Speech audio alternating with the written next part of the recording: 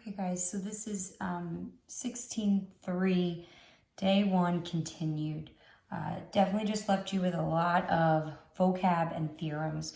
So hopefully you let that sink in a little bit and maybe looked up some of those to just sort of solidify some of those concepts. But I think what you'll find is that in the next couple of videos, you'll see really how it's getting used. And sometimes it's nice let that stuff marinate and kind of let it, just settle a little and realize that it's not going to affect what we're doing a whole lot. So try to take some comfort in that. So I have a couple things here for you to think about to remember back from 16.1 and 16.2 when we were talking about work and things like that. So we hopefully remember there were times where we were just writing our vector fields with P and Q. And it's a very simplified version, so keep in mind P and Q are functions of X and Y, right? And this was just another way to express that integral. And again, we looked at that last couple of sections. So I want to think about what it is that, that I just said in the last video, that I'm just trying to let things sink in terms of this idea of a conservative vector field and what that means. So we talked about it a little bit. That conservative vector field means I can find that potential function f so that this vector field is the gradient of some function. So I'm going to go with that concept for a little bit here to kind of generate some of the next few things, because essentially I need to figure out how to identify if a vector field is conservative, right? Right now it seems a little vague and up in the air. So I'm gonna go on this path here, no pun intended, that my vector field is supposed to be my gradient vector for some function f, which I don't know. So I want to think about that.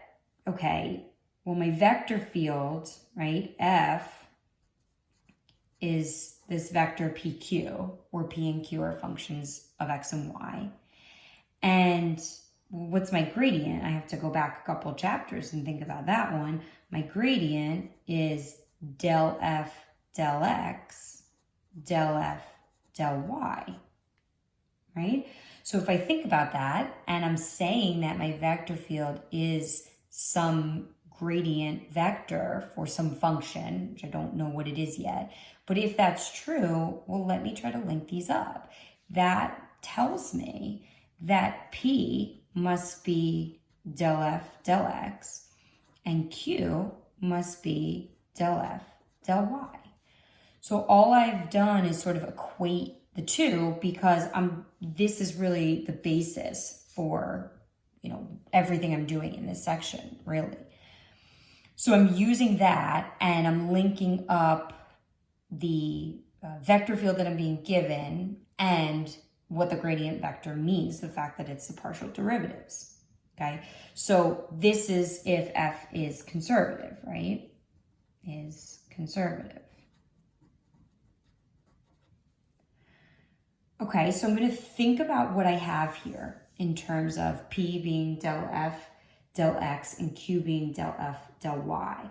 So this is what I'm going to do, and maybe at first it seems a little strange, but hopefully after a minute or two you start to see why it is that we're doing this. I'm going to take this equation that I wrote right here, P equals del f del x.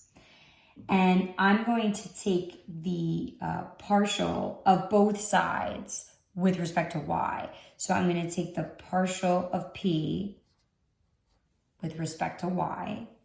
And I'm going to take the partial of this partial with respect to y. So if you remember how to write that, little bit of a refresher, right?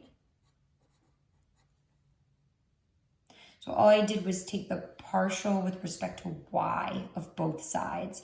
And again, that might seem totally random, right? Like, why are you doing that? You're pulling that out of thin air. Well, let's think about this. I'm going to do something somewhat similar to my other equation that I set up. But this time I'm going to take the partial of both sides with respect to x. So I'm going to take the partial of my function q with respect to x. And I'm going to take the partial of this partial, but with respect to x. So again, remember how to write that. Good refresher. And if you remember back from, I guess that's chapter 14, right? When we started doing partial derivatives, these two things should be equal.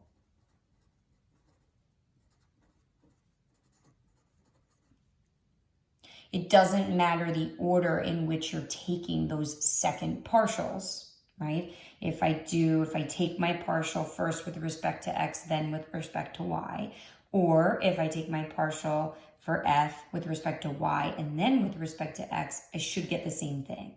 So hopefully it doesn't seem random anymore, because considering those two things are equal, well, that would tell me that del p del y should equal del q del x. Now we have something really solid to go on, right? If this is true, right? If it's a conservative vector field and P and Q have continuous first order derivatives, right? This is my conclusion. So, and I just want to be careful with the order for that, right? So,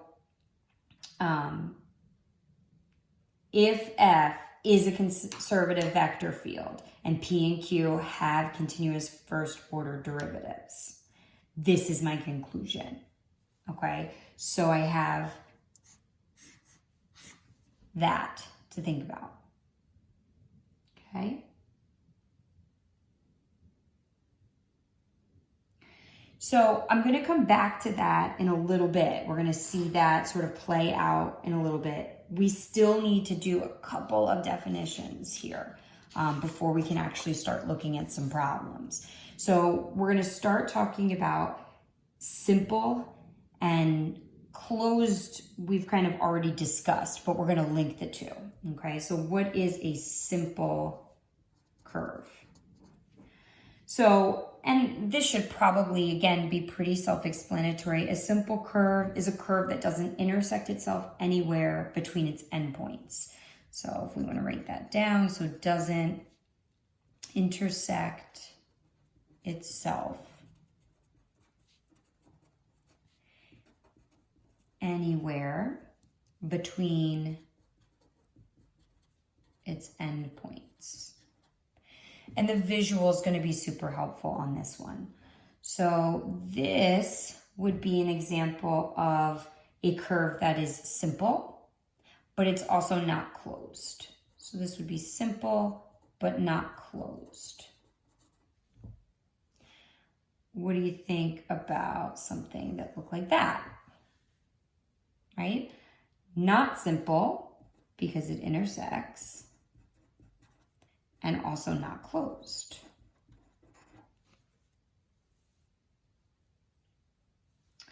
What if I had something that, looked like this, so almost like a little infinity sign, right? This is definitely not simple because of the intersection, but it is technically closed. What am I looking for? I'm looking for something like this, right? This is simple. It's also closed. Okay, so for simple closed, this is what we're looking for. Okay, and so essentially we're looking at our initial point and our terminal point being the same, but also no intersections. So kind of an interesting way to write that would be that if I took two other points that were in between A and B, some T1 and T2, they should not be equal. I shouldn't get that intersection. So this is just sort of another way to write that piece in there for you.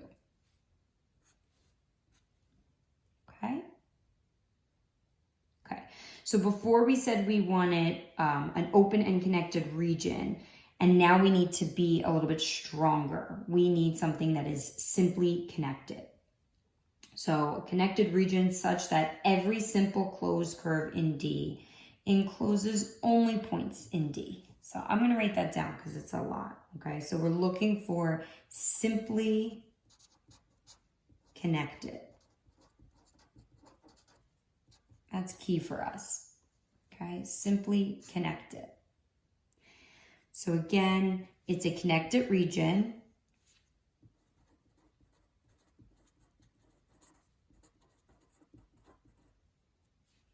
Such that every simple closed, which we just talked about, simple closed, every simple closed curve in D encloses only points in D.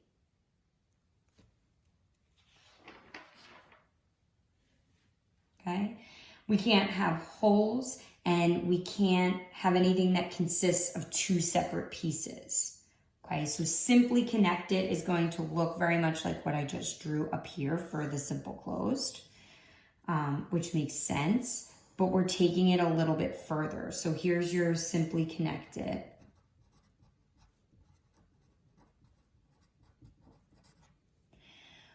Whereas things that don't work, not simply connected, well, what's that going to look like? Maybe something kind of like what I have before, but there's a hole in the middle. Or I have this part over here that's simply connected, and then this part here that that's not going to work.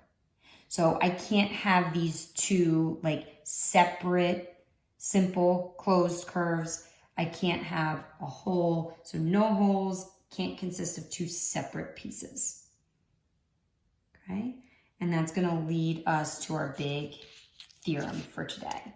That's going to allow us to do some problems. Finally, we can actually get some practice problems in here. So let's write this theorem down first. We've said it already, but maybe we write it down so that we have it nice. So we're starting with the fact that F is our vector field, consists of PQ, so it's a vector field.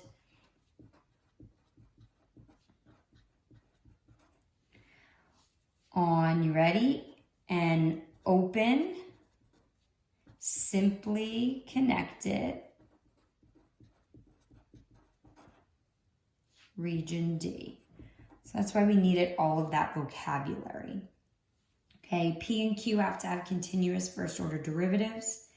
And this was our big conclusion from a couple minutes ago. Del P, del Y is going to have to equal del Q, del X. If all of this is true, then F is conservative. Is our big conclusion for today.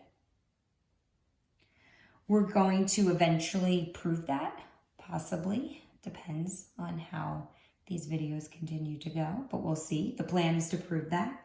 And I'm going to do one more video that'll have some examples for you on this.